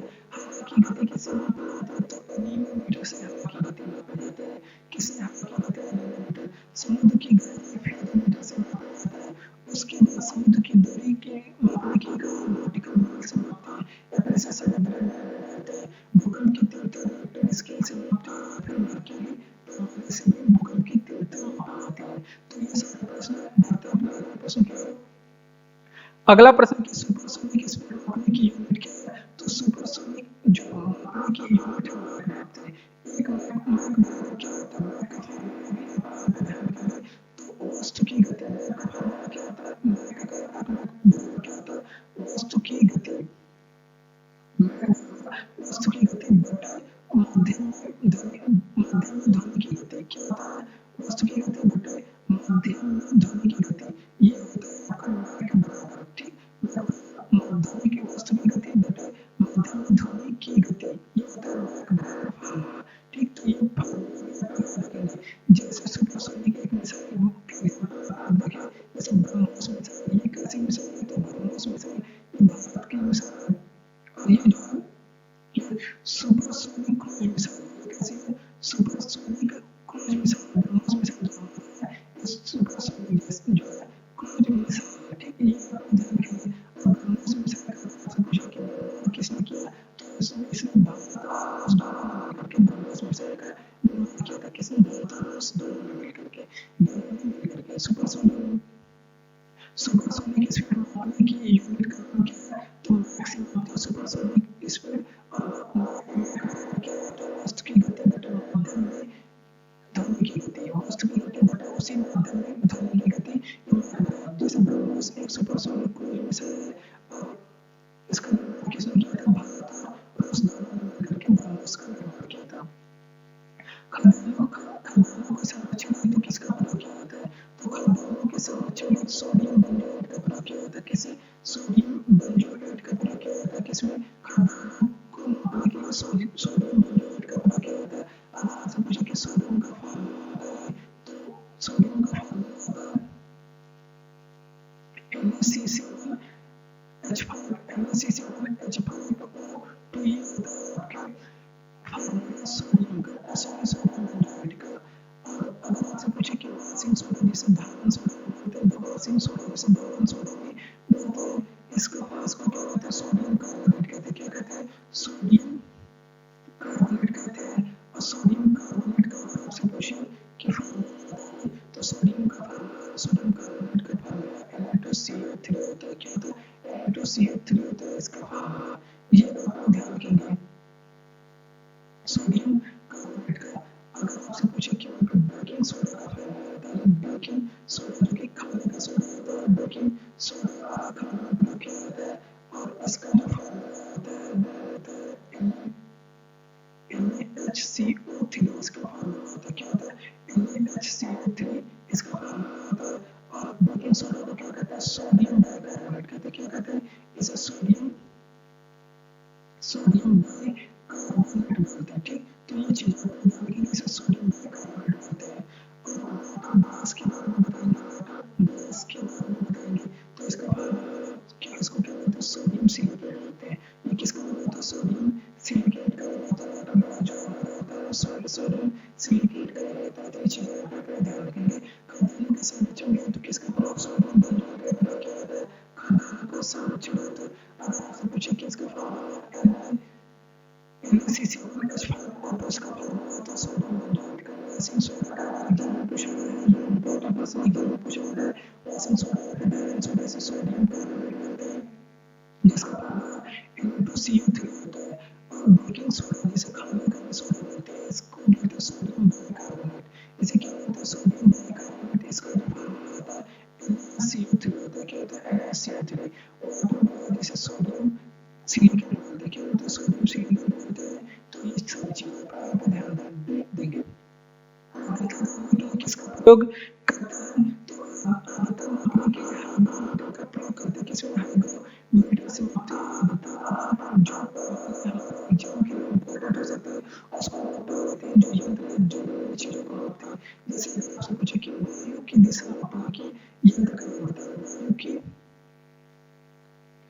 वायु की दिशा मापने की यंत्र का नाम बताइए। तो वायु की दिशा कैसे मापते हैं? विंड लाइन से मापते हैं। कैसे? विंड लाइन से वायु की दिशा मापते हैं। अगर आपसे पूछे कि वायु दबाव कैसे मापते हैं? तो वायु के बैरोमीटर से मापते हैं। कैसे? मीटर से मापते हैं। बैरोमीटर से मापते हैं। अगर आपसे पूछे कि ध्वनि की तीव्रता किससे मापते हैं? ध्वनि की तीव्रता किससे मापते हैं? तो ध्वनि की तीव्रता जो है वो आर्योमीटर से मापते हैं। किसमें? आर्योमीटर से मापते हैं ध्वनि की तीव्रता। ठीक, ये भी आप ध्यान रखेंगे। उसके बाद अगर आपसे पूछे कि आपातचित घनत्व किससे मापते हैं? जल का आपातचित घनत्व किससे मापते हैं? तो ये मापते हैं हाइड्रोमीटर से। किससे? हाइड्रोमीटर से जल का आपातचित घनत्व मापते हैं। ठीक, अगर आपसे पूछे हाइड्रोमीटर से जल का आपातचित घनत्व बबल की गति या फिर बबल की दिशा मापने के लिए तो क्या है? बबल की दिशा गति किससे मापते हैं? तो बबल की दिशा गति नेफ्रोमीटर से मापते हैं। किससे? नेफ्रोमीटर से मापते हैं। तो ये सारे प्रश्न आप यहाँ पर ध्यान रखेंगे। ऐसे नहीं करेंगे कि आवर्तन नापने के लिए किसका प्रयोग किया जाता है? हाइग्रोमीटर का प्रयोग किया जाता है आवर्तन नापने के लिए। वायु की दिशा मापने के लिए किसका प्रयोग किया जाता है? थर्मोमीटर का प्रयोग वायु की दिशा मापने के लिए किया जाता है। मापने के लिए बैरोमीटर का प्रयोग किया जाता है। जिसे बोलते हैं बैरोमीटर का प्रयोग किया जाता है। ध्वनि की तीव्रता मापने के लिए आर्योमीटर का प्रयोग किया जाता है। ध्वनि की तीव्रता मापने के लिए किसमें? आर्योमीटर का प्रयोग किया जाता है। उसका आपातचित घनत्व मापने के लिए हाइड्रोमीटर का प्रयोग किया जाता है। और आवर्तन जानने के लिए हाइग्रोमीटर का प्रयोग किया जाता है। थोड़ा सा निकले की गति दिशा मापने के लिए किसका प्रयोग किया जाता है? तो नेफ्रोमीटर का प्रयोग किया जाता है। 3 मीटर में 10 से बता दिए, वो सारे प्रश्न आप लोग ध्यान रखेंगे। आपके यूपी पुलिस एग्जाम के लिए बहुत ही ज्यादा इंपॉर्टेंट होगा। अगला प्रश्न है कि कौन पर्यावरण परत है जो विकिरण को वापस पृथ्वी में प्रत्यारोपित करती है? तो पर्यावरण का जो परत है उसका नाम है समताप मंडल। समताप मंडल में ही ओजोन मंडल भी स्थित है। ये आप लोग ध्यान रखेंगे। ये क्या करता है? विकिरण को, जो विकिरण पृथ्वी से जाती है वो वापस पृथ्वी पे क्या कर देती है? प्रत्यावर्तित कर देती है। तो ये समताप मंडल की कहानी है। और ये जो उत्तर प्रदेश पुलिस एग्जाम के लिए यहाँ से जो हम प्रश्न आपको बताने वाले हैं बहुत ही ज्यादा इंपॉर्टेंट है, क्योंकि मंडल से संबंधित जितने भी इंपॉर्टेंट प्रश्न बनते हैं एग्जाम में वो हम लोग पढ़ने वाले हैं, जो पृथ्वी के वायुमंडल है। ठीक, और ये प्रश्न जीके जीएस दृष्टि से बहुत ही ज्यादा इंपॉर्टेंट होगा। तो समताप मंडल के बारे में आप लोग ध्यान रखेंगे। अब बात करते हैं कि समताप मंडल में, तो समताप मंडल में और कौन कौन सी चीजें? तो इसमें विमान उड़ते हैं। समताप मंडल में क्या होते हैं? अगर आपसे पूछे कि विमान कहाँ पे उड़ते हैं तो समताप मंडल में विमान उड़ते हैं। उसके बाद ओजोन परत कहाँ पे स्थित है? तो समताप मंडल में ओजोन परत भी स्थित है। ठीक, ये चीजें आप लोग ध्यान रखेंगे। अब बात करते हैं, अगर आपसे पूछे कि मौसम संबंधी घटना कहाँ पे होती है? मौसम संबंधी घटना कहाँ पे होती है? तो मौसम संबंधी जितनी भी घटना होती है वो समताप मंडल में होती है। और अगर आपसे पूछे कि मेघ गर्जन, जो कि एक मौसम संबंधी घटना है, लेकिन ऐसे डायरेक्ट आप कंफ्यूज ना हो इसी वजह से हम लोग यहाँ पे पढ़ लेते हैं। तो मेघ गर्जन या फिर मौसम संबंधी जितनी भी घटनाएं होती हैं वो क्षोभ मंडल में, वो पर्यावरण के क्षोभ मंडल में होती है। और क्षोभ मंडल को एक अन्य नाम से जाना जाता है जो कि बहुत एग्जाम में पूछा जाता है, इसे संवहन मंडल भी बोलते हैं। क्षोभ मंडल को इसे संवहन मंडल भी बोलते हैं। अगर आपसे पूछे कि रेडियो तरंगों का संचरण, अभी हमने थोड़ी देर पहले ये प्रश्न पढ़ाया कि जो रेडियो तरंगे हैं ये इनका संचरण यानी कि ये गमन किस मंडल में करती हैं, ये इनका संचरण यानी कि ये गमन किस मंडल में करती हैं? तो ये आयन मंडल में करती है। कहाँ पे? आयन मंडल में गमन करती है। ठीक, तो इतनी चीजें यहाँ पे आप लोग ध्यान रखेंगे। एक बार फिर से रिवीजन करेंगे कि कौन पर्यावरण परत है जो विकिरण को वापस पृथ्वी पे प्रत्यावर्तित करती है। ठीक, तो ये आप लोग ध्यान रखेंगे। तो समताप मंडल जो है वो विकिरण को वापस पृथ्वी पे प्रत्यावर्तित करती है। अगर आपसे पूछे कि विमान किस मंडल में उड़ते हैं या फिर ओजोन परत किस मंडल में स्थित है, तो वो समताप मंडल में स्थित है। मौसम संबंधी जितनी भी घटना होती है वो क्षोभ मंडल में होती है। मेघ गर्जन किस मंडल में होती है? तो वो भी क्षोभ मंडल में होती है, जिसे क्या बोलते हैं? जिसे संवहन मंडल भी बोलते हैं। रेडियो तरंगों का संचरण किस मंडल में होता है? तो ये आयन मंडल में होता है रेडियो तरंगों का संचरण।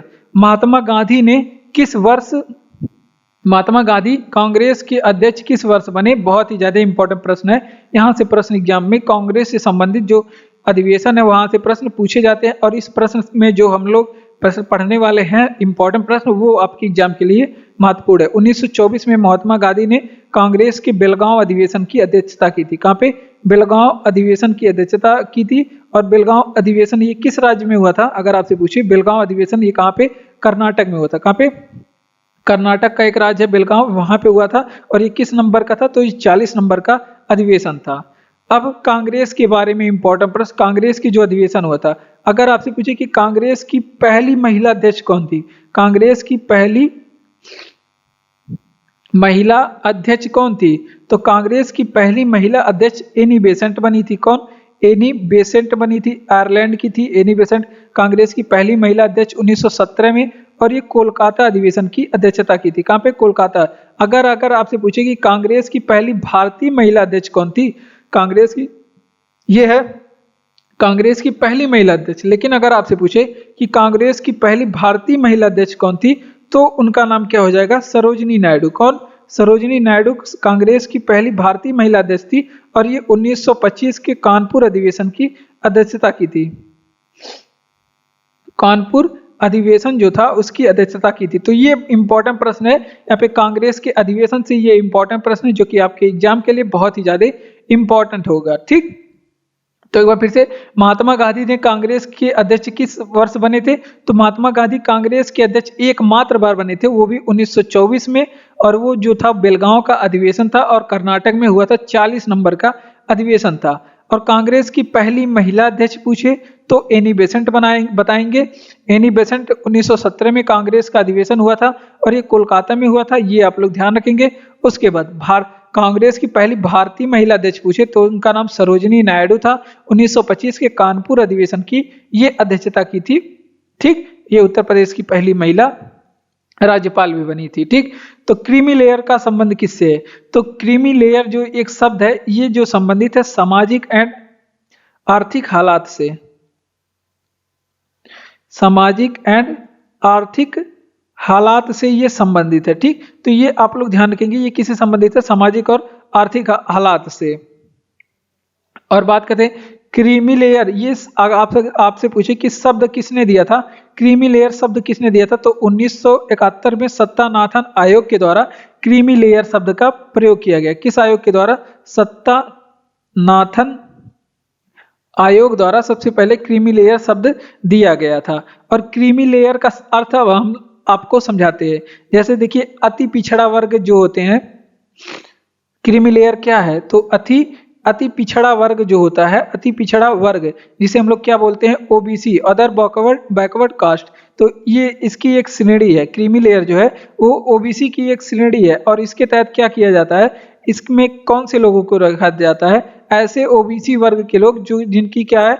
उच्च आय वर्ग के लोग आते हैं उनको रखा जाता है। क्या होता है, ऐसे ऐसे ओबीसी के लोग हैं जो अधिक आय, जिनके आय का स्रोत अधिक है और फिर वो पढ़े लिखे ज्यादा हैं, तो उनको इसमें रखा गया जाएगा, क्रीमी लेयर में इनको रखा जाएगा। ठीक, तो ये भी आप लोग ध्यान रखेंगे वर्ग के परिवार के लिए। ठीक, तो इतनी चीजें यहाँ पे आप लोग ध्यान रखेंगे। क्रीमी लेयर संबंधित है सामाजिक एवं आर्थिक हालात से।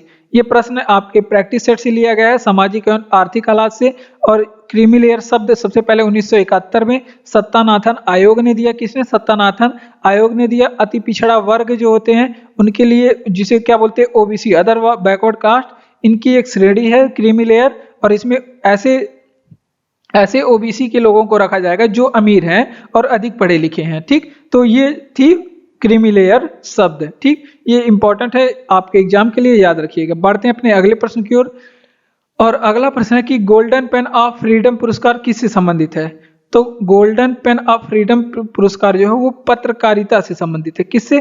पत्रकारिता से संबंधित है। ये आप लोग ध्यान रखेंगे, गोल्डन पेन ऑफ फ्रीडम पुरस्कार पत्रकारिता से संबंधित है। अब यहाँ पे पत्रकारिता के क्षेत्र में दिए जाने वाले जितने भी इंपॉर्टेंट पुरस्कार हैं उन पुरस्कार को हम लोग पढ़ने वाले हैं। जैसे अगर आपसे पूछे कि रामनाथ गोयनका पुरस्कार किस क्षेत्र में दिया जाता है? रामनाथ गोयनका पुरस्कार किस क्षेत्र में दिया जाता है? तो रामनाथ गोयनका पुरस्कार जो है वो पत्रकारिता के क्षेत्र में दिया जाता है। एग्जाम में पूछा गया प्रश्न है। उसके बाद पुलित्जर पुरस्कार सैकड़ों बार एग्जाम में पूछा गया प्रश्न है कि पुलित्जर पुरस्कार किस क्षेत्र में दिया जाता है? तो पुलित्जर जो पुरस्कार है ये भी आपके किस क्षेत्र में दिया जाता है? पत्रकारिता के क्षेत्र में दिया जाता है। किस क्षेत्र में? पत्रकारिता के क्षेत्र में। अगर आपसे पूछे कि मैग्सेस पुरस्कार किस क्षेत्र में दिया जाता है? मैग्सेस, जिसे रमन मैग्सेस पुरस्कार भी बोलते हैं, ये किस क्षेत्र में दिया जाता है? तो ये भी आपके साहित्य के क्षेत्र में दिया जाता है। किस क्षेत्र में? साहित्य के क्षेत्र में। और इसे क्या कहा जाता है? तो इसे ही एशिया का, रमन मैग्सेस पुरस्कार को एशिया का नोबेल कहा जाता है। ठीक, तो इतनी चीजें आप लोग यहाँ पे ध्यान रखेंगे। एक बार फिर से रिवीजन करेंगे कि गोल्डन पेन ऑफ फ्रीडम पुरस्कार, गोल्डन पेन ऑफ फ्रीडम पुरस्कार किस क्षेत्र में दिया जाता है? तो ये पत्रकारिता से संबंधित ये पुरस्कार है, ये इसमें दिया जाता है। रामनाथ गोयनका पुरस्कार पत्रकारिता के क्षेत्र में दिया जाता है। उसके बाद पुलित्जर पुरस्कार भी पत्रकारिता के क्षेत्र में दिया जाता है। मैग्सेस पुरस्कार किस क्षेत्र में दिया जाता है? तो ये साहित्य के क्षेत्र में दिया जाता है। मैग्सेस पुरस्कार साहित्य के क्षेत्र में। एशिया का नोबेल किस पुरस्कार को कहते हैं? तो रमन मैग्सेस पुरस्कार को एशिया के नोबेल पुरस्कार कहे जाते हैं। ठीक, लाल बहादुर शास्त्री स्टेडियम कहाँ पे स्थित है? हैदराबाद में स्थित है। कहाँ पे? हैदराबाद कर्नाटक में लाल बहादुर शास्त्री स्टेडियम स्थित है। हैदराबाद तेलंगाना में पड़ता है भाई, हैदराबाद तेलंगाना में ये स्थित है। ठीक, तो ये आप लोग ध्यान रखेंगे। उसके बाद अगर लाल बहादुर शास्त्री की कुछ जीवनी उठाएं तो लाल बहादुर शास्त्री कौन थे? ये भारत के पूर्व प्रधानमंत्री थे। भारत के ये पूर्व प्रधानमंत्री थे जिनकी जो मृत्यु है उनके कार्यकाल में हो गई थी। पूर्व प्रधानमंत्री थे, पूर्व मंत्री यहाँ पे लिखा गया है। भारत के ये पूर्व प्रधानमंत्री थे जिनका जो कार्यकाल है ये 1964 से लेके 1966 तक चला था। कब? 1964 से लेके 1966 तक चला था। और इनका निधन कहाँ पे हो गया था ये भी पूछा जाता है कि निधन कहाँ पे हुआ था। बहुत ही ज्यादा इंपॉर्टेंट है, ताशकंद में इनका निधन हुआ था, ताशकंद में भारत के बाहर। और इनकी समाधि कहाँ पे बनी हुई थी? इनकी समाधि लाल बहादुर शास्त्री की तो विजय घाट इनकी समाधि है। कहाँ पे? विजय घाट में लाल बहादुर शास्त्री की समाधि स्थल बनी हुई है। उसके बाद लाल बहादुर शास्त्री का एक नारा है, जय जवान जय किसान का नारा, ये पूछा जाता है किसने दिया था? तो जय जवान एंड जय किसान का नारा ये लाल बहादुर शास्त्री ने दिया था। और इसमें आकर के इस नारे में अलग अलग समय पे अलग अलग लोग अलग अलग शब्द जोड़े हैं, तो वो भी हम लोग देखेंगे आगे प्रश्न आएगा। तो लाल बहादुर शास्त्री को भारत रत्न कब दिया गया था? तो इन्हें भारत रत्न से सम्मानित किया गया था 1966 में। इन्हें मरणोपरांत भारत रत्न दिया गया था। तो ये भी इंपॉर्टेंट प्रश्न है, मरणोपरांत दिया गया था। तो एक बार फिर से रिवीजन, लाल बहादुर शास्त्री स्टेडियम कहाँ पे? हैदराबाद में स्थित है। लाल बहादुर शास्त्री हमारे भारत के पूर्व प्रधानमंत्री के नाम पे तेलंगाना में स्थित है। ये भारत के पूर्व प्रधानमंत्री और इनका जो कार्यकाल था 1964 से लेकर 1966, 2 वर्ष का कार्यकाल था। इसके तहत ही इनकी मृत्यु हुई थी। ताशकंद में इनकी मृत्यु हुई थी और समाधि इनकी कहाँ पे बनी हुई है? विजय घाट में बनी हुई है समाधि। इनका एक फेमस नारा है जय जवान जय किसान का नारा लाल बहादुर शास्त्री ने दिया था। भारत रत्न से सम्मानित इन्हें 1966 में मरणोपरांत दिया गया था। ठीक। लाल रक्त कणिका, रक्त लाल दिखाई देने का कारण क्या है? क्योंकि रक्त में हीमोग्लोबिन होता है। क्या होता है? हीमोग्लोबिन होता है, जो कि हीमोग्लोबिन के कारण रक्त का रंग लाल दिखाई देता है। और हीमोग्लोबिन का कार्य क्या होता है? तो शरीर में ऑक्सीजन का परिवहन करना, यानी कि एक स्थान से दूसरे स्थान तक शरीर में ऑक्सीजन ले जाना। ये प्रश्न एग्जाम में पूछा गया प्रश्न है। उसके बाद हीमोग्लोबिन में एक लौह यौगिक पाया जाता है। हीमोग्लोबिन में एक लौह यौगिक पाया जाता है। और ये कौन सा लौह यौगिक होता है? तो इसमें हिमैटिन नामक लौह यौगिक होता है। कौन सा? हिमैटिन। अगर आपसे पूछे कि इसमें कौन सा लौह यौगिक पाया जाता है, तो हिमैटिन नामक इसमें लौह यौगिक होता है।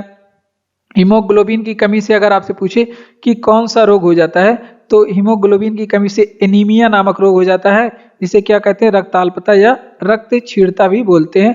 रक्त क्षीणता भी बोलते हैं। ठीक। तो ये चीजें आप लोग ध्यान रखेंगे। अगर आपसे पूछे लाल रक्त कणिका, जिसे क्या बोलते हैं? आरबीसी। अगर आपसे पूछे कि इसका आकार कैसा होता है, आरबीसी का आकार कैसा होता है, तो हंसियाकार होता है, हंसियाकार या फिर चंद्र के आकार का इसका आकार होता है आरबीसी का। ये भी एग्जाम में पूछा गया है। अगर पूछे आरबीसी का जीवन काल कितने दिन का होता है, तो आरबीसी का जीवन काल 120 दिन का होता है। ठीक। तो अगला प्रश्न है, तो यहाँ पे देखिए रिवीजन करते हैं कि रक्त लाल दिखाई देने का कारण होता है, तो इसमें हीमोग्लोबिन होता है, इस वजह से खून लाल दिखाई देता है। और हीमोग्लोबिन का कार्य क्या होता है? शरीर में ऑक्सीजन का परिवहन करना, ये हीमोग्लोबिन का काम होता है। लौह यौगिक इसमें कौन सा होता है हीमोग्लोबिन में? तो हिमैटिन नामक इसमें लौह यौगिक पाया जाता है। और हीमोग्लोबिन की कमी से होता है एनीमिया नामक रोग, जिसे रक्त क्षीणता या फिर रक्ताल्पता बोलते हैं। आरबीसी, जिसे रेड ब्लड सेल्स बोलते हैं, इसका आकार कैसा होता है? हंसियाकार होता है या फिर चंद्र के आकार का होता है। और फिर बात करते हैं इसका जीवन काल कितना होता है। बहुत ज्यादा इंपॉर्टेंट है, एग्जाम में पूछा जाता है। 120 दिन होता है। इसका जीवन काल कितना होता है? 120 दिन होता है। बढ़ते अपने अगले प्रश्न की ओर। तो अगला प्रश्न है, जय हिंद। अगर आपको वीडियो अच्छा लग रहा हो तो वीडियो को लाइक करिए, चैनल को सब्सक्राइब करके हमारे साथ जुड़ जाइए इसी तरह के और भी वीडियो पाने के लिए, और अपने उत्तर प्रदेश पुलिस की एग्जाम को बेहतरीन ढंग से आगे बढ़ाने के लिए। धन्यवाद और मिलते हैं अगले वीडियो में। तब तक के लिए आप हंसते रहिए, मुस्कुराते रहिए और पढ़ते रहिए, खुश रहिए। खुशी से ज्यादा इंपॉर्टेंट चीज कोई नहीं होती।